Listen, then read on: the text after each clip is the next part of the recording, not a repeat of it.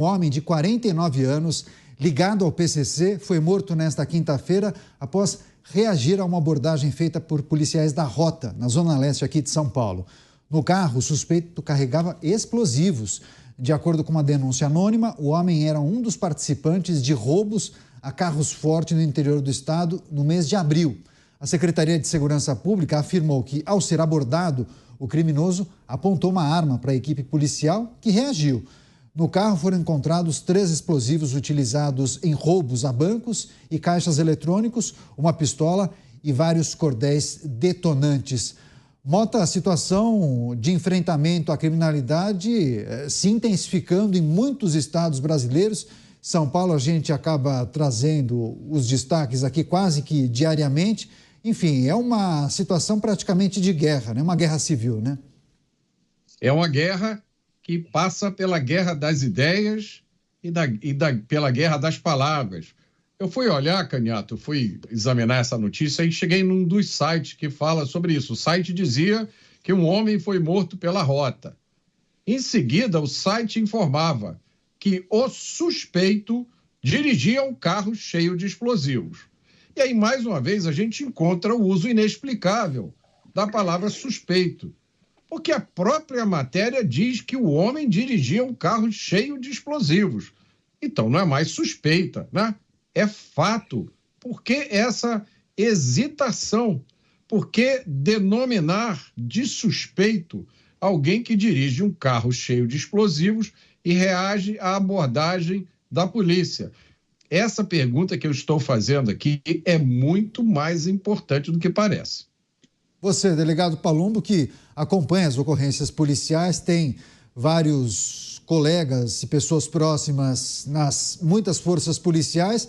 Agora, surpreende essa atuação dessa facção criminosa aqui na cidade de São Paulo, inclusive esse indivíduo carregando explosivos, que certamente seriam utilizados para outras ações criminosas, né, delegado? Geralmente eles usam os explosivos para explodir carros forte, ou então agência, ou cofres de agência bancária. Eu só posso dizer parabéns para os policiais de Rota. O policial não é pago para morrer, não é pago para apanhar.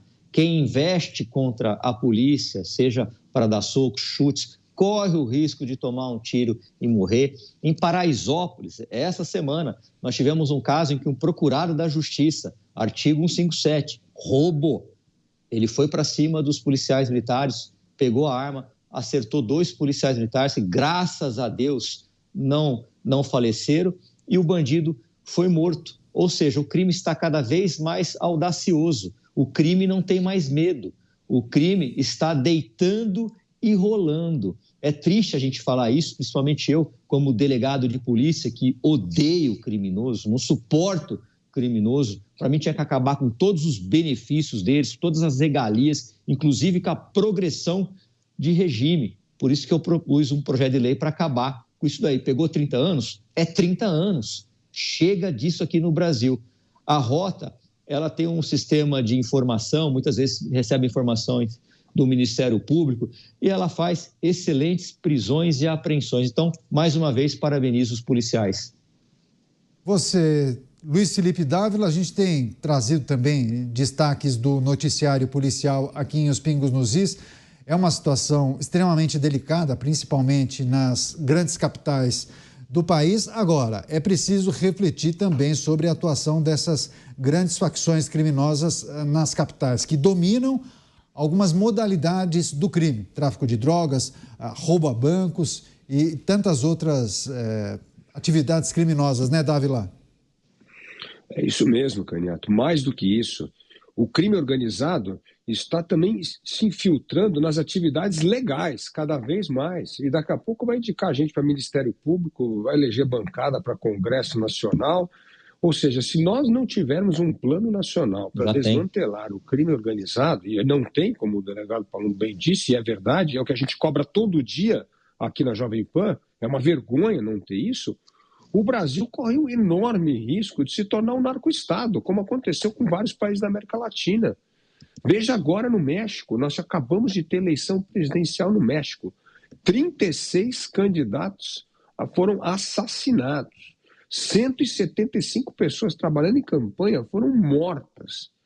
E mais, quase 200 urnas foram incendiadas por criminosos, o crime organizado. Então é um país onde o crime organizado, na verdade, hoje já tem um tamanho que o Estado não consegue mais controlar. A gente está indo para o mesmo caminho.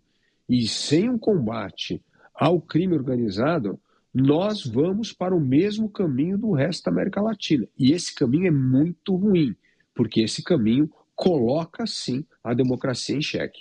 Pois é, Mota, mas quando a gente fala de enfrentamento a essas facções que são poderosíssimas, né, que têm conexões com outros mercados, acabam recebendo em dólar, o Brasil se tornou rota de envio de drogas que são produzidas por países da América Latina. O que a gente precisa destacar em relação aos desafios, porque não se trata somente de dinheiro, comprar equipamentos para a polícia, tem que investir em inteligência, a gente escuta muito isso, mas não é só disso que a gente fala, né? Tem questão que envolve legislação, vontade política e tantos outros ingredientes, né, Mota? Sim, para resumir, são 3 ingredientes. O primeiro, você já mencionou, né, que é a polícia. A gente precisa ter uma polícia equipada, preparada, honrada, apoiada, né? Uma polícia que receba a confiança dos meios de comunicação. Esse é o primeiro item. O segundo, obviamente, é a legislação. Você pode ter toda a inteligência do mundo, todos os equipamentos, a melhor polícia, prender o sujeito hoje, amanhã ele está na rua, que é o que acontece no Brasil, né? Não adianta nada. Você não consegue punir o criminoso porque ele é visto como uma vítima, ele é endeusado por uma ideologia maluca.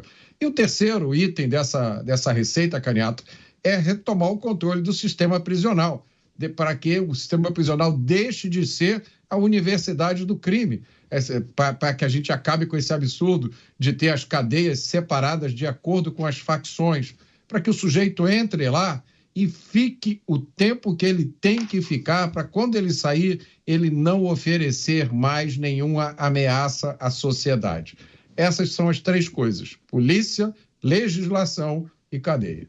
Delegado Palumbo parece concordar. Quer fazer um complemento? Por favor, delegado. Eu acrescentaria o 4º ponto, que é o Poder Judiciário. Lamentavelmente, alguns juízes dos tribunais superiores estão soltando chefes de facções, estão soltando traficantes com toneladas de drogas, estão absolvendo pessoas que foram investigadas, e muitos por situações que a gente não consegue acreditar. Por exemplo, a Guarda Civil, quando faz uma apreensão de drogas, é questionada se ela podia abordar.